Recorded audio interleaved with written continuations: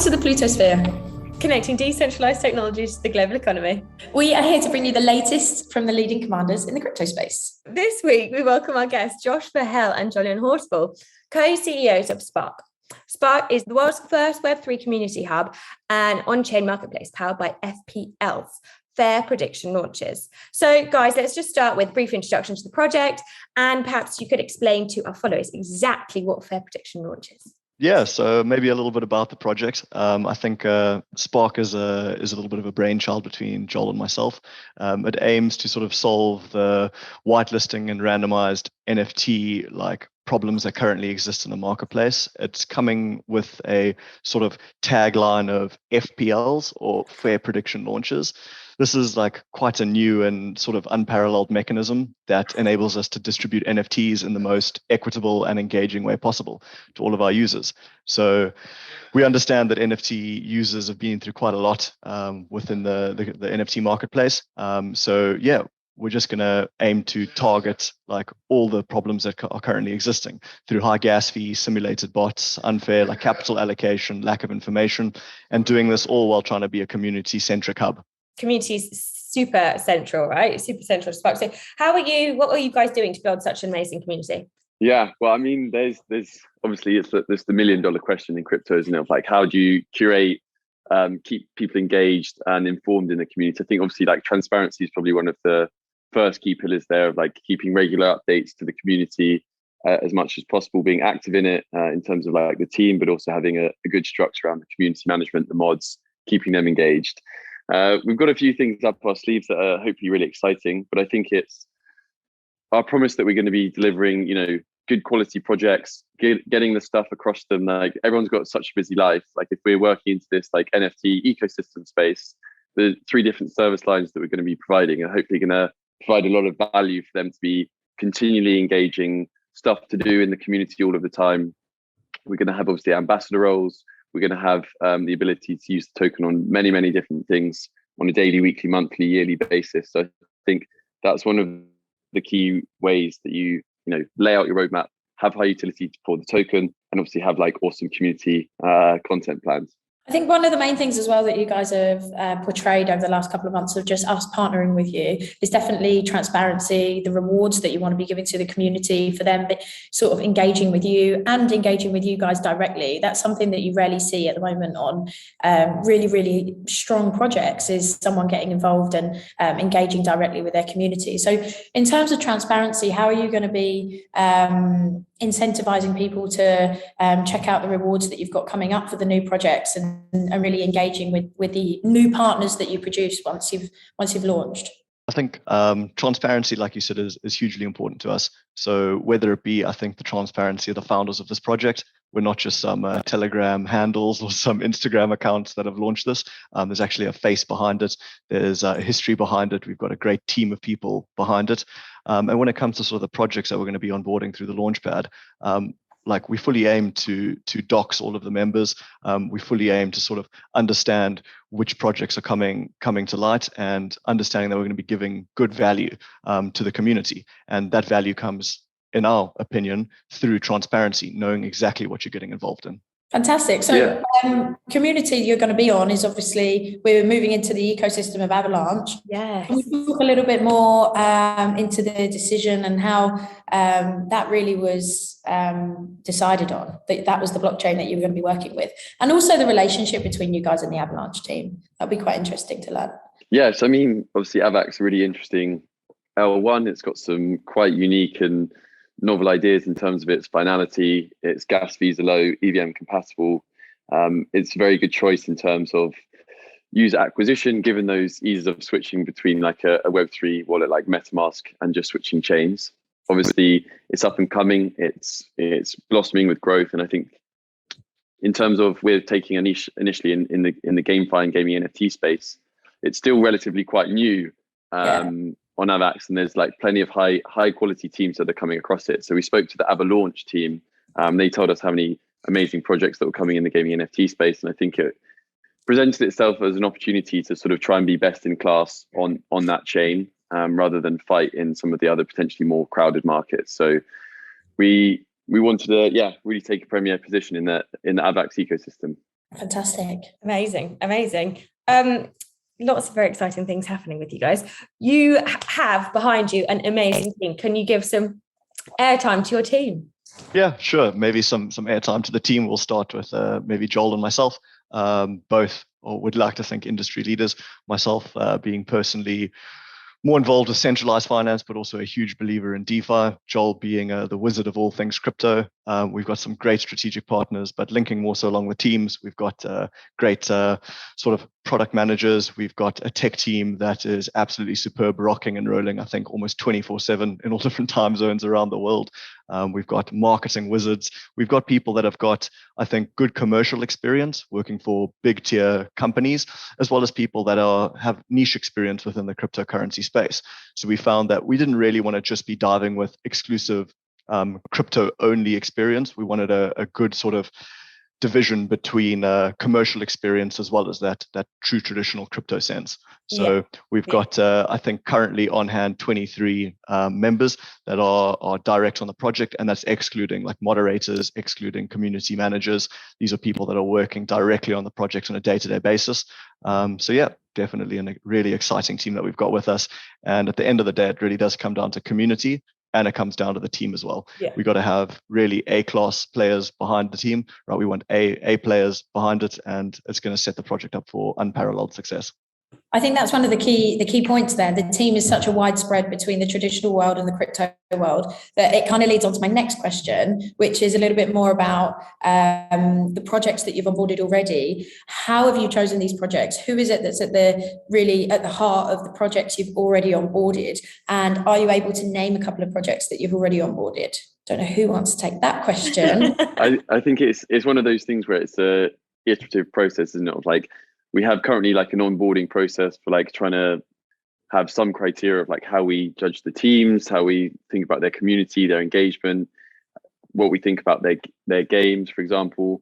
I think there's no such thing as a sure thing. You can never be like absolutely certain of like this project's going to be amazing, and you of course have to be transparent about that. And I think playing on that earlier point of the transparency of, it's important to tell people when stuff doesn't go well in the project. But in terms of like the teams that we're onboarding, I think it's like picking anyone, it's people in crypto rather than necessarily their idea. The execution far outweighs of like how difficult it is to do what you want to do in that short space of time to keep it relevant, because crypto moves lightning speed.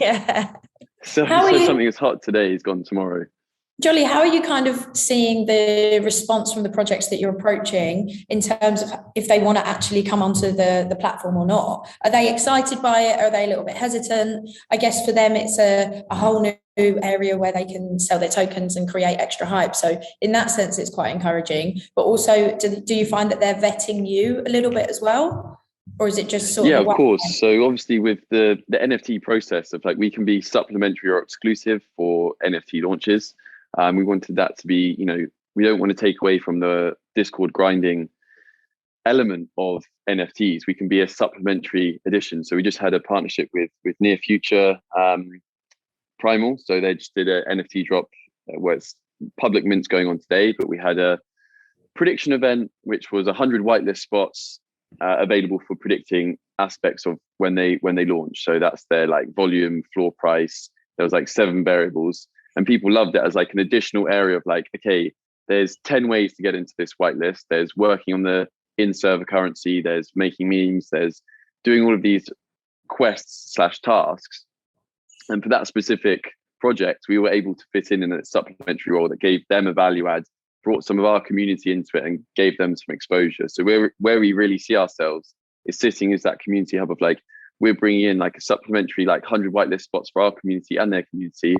Or, as we get bigger, as we speak to more and more games, there could be scope for some of the partners that we're very close to getting pen to paper with, who I'm not going to name, is like, they do 2 NFT drops a month. If they're dropping like special NFT boxes, there might be like Spark editions of that where, 150 of these like in-game new armor, new helmets, new accessories, etc., would be sort of done on this like on-chain, fair, transparent, engaging way of like distributing. And there'll be various ways to get into it. We will want to obviously include some type of grinding where you join their community, you like their tweets, you make content for them, and that gives you like a free entry. or there's obviously other ways where if you have their token, these sorts of bits. So I think what we're trying to do is say we're quite flexible in terms we have like 2 or 3 ways we can collaborate, and we want to add into their process rather than like dictate to other projects. You get some sort of launch pads or other vendors in the space that say like, this is the only way that we can collaborate with you, and it's like my way or the highway, plus kick all of your other partners out. We want to be in that for integration and collaboration as much as possible, Web3.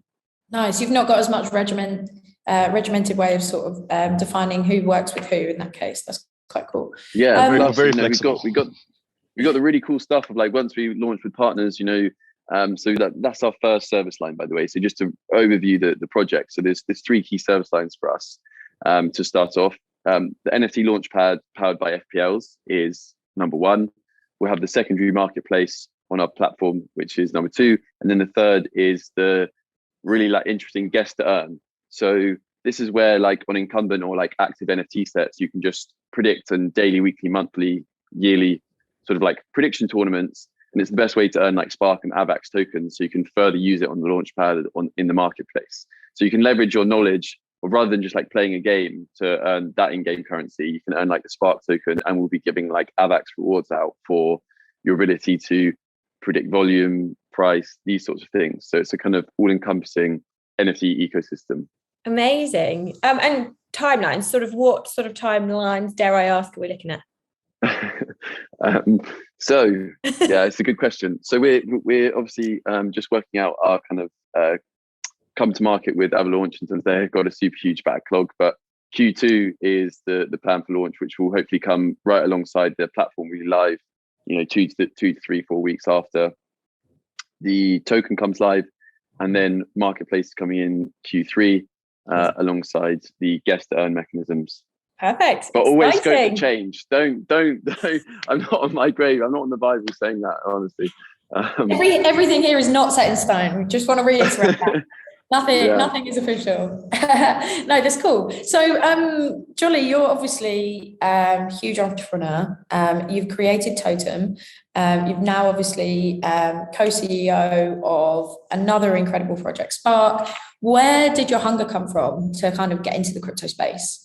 Super interesting. You've done so many different things, including a hefty amount of sort of financial projects. And it's really interesting to just see what drew you in. I remember my economics class in 2012. I was explaining about Bitcoin mining to the class, and my economics professor just like laughed me off, like, this is just such a scam. It just doesn't make any sense. And I was like, we'd bought a Bitcoin that year, and it was like, yeah, no, this is it. And then Mt. Gox, 90% bubble. And I think when people irrationally hate something so much and they were so happy to see it pop, that made me kind of quite resilient. Like, no, like I've kind of chosen this, like I've chosen the way of the degen now. Like, that's it. I was like going to all lengths to be like, no, I'm really sure that this is it. And as I read more and more about it, I've always kind of been playing RuneScape or these sorts of things. And when you realize how attached you get to like in-game currencies or that virtual world, I think I grew up in just the right period of, my brother kind of got me into it, and he's 5 years older than me. And I think we grew up in that golden slither of, we were kind of born into virtual stuff a little bit more. So, and then I've just followed it ever since. Obviously traded loads in 16 and 17, lost everything in 18, but just like held it down. 1 Bitcoin sleep was 1 Bitcoin. And then sort of it came back, and in 2020 DeFi summer, just quit my job because I just saw the explosion of growth. And some of the books I was reading at the time was like, is there more job ads? Is there more VCs coming into space? Are more people switching? And it's just like, yes, on like every indicator for Web3. So I just thought, you don't make an omelette without breaking some eggs. So made the jump, much to the dismay of from the traditional accounting world into DeFi, I guess. Yeah. So it's been an amazing journey. Did you ever go back to your economics teacher and tell him what you're doing now?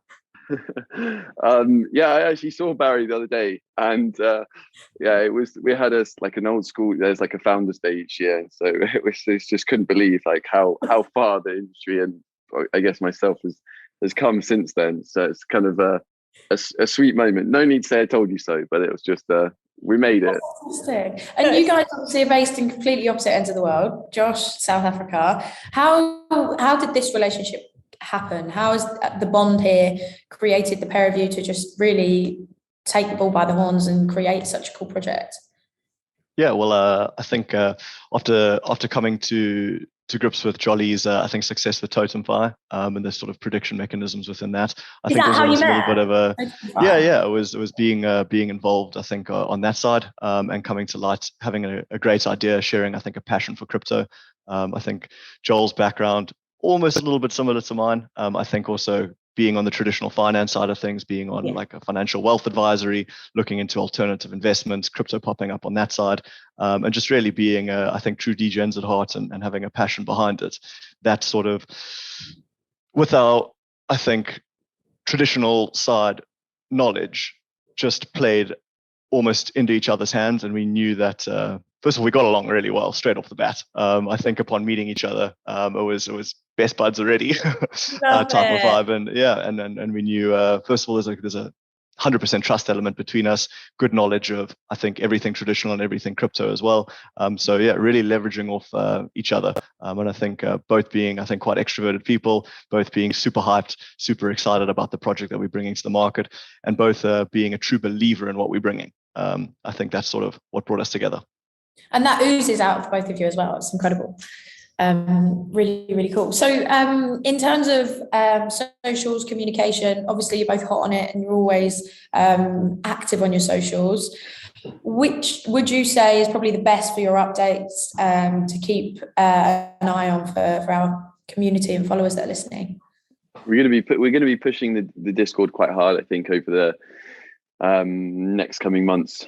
So we've got an exciting thing in terms of what we're going to be doing with. So there's a Avax project called Chicken that they lay eggs, which you can like sell for tokens. We're going to have a chicken coop in our Discord and give some of the eggs away, the egg tokens away to our users. So we're going to be gamifying that. That's an exclusive dropping on your channel. So that's free. We're joining. That sounds great. Discord and Twitter. Yay! Discord and Twitter. We're very active. Yeah, Pancake Day yesterday. So yeah, Discord and Twitter are very active, but we also have a Telegram which we're always across as well. So I think it's useful to have all of those, just so you're making sure you can kind of get different segments of the market. Some people are very pro or anti some of those platforms, so it's good to have a good. I met someone last night that's actually doing a Discord. He's becoming a Discord competitor and creating his own version. And it's crazy. It's like there's so many people that are bringing out new projects in this space right now, but Discord is just that one thing. Even though everyone hates it, I just don't think you can replace it.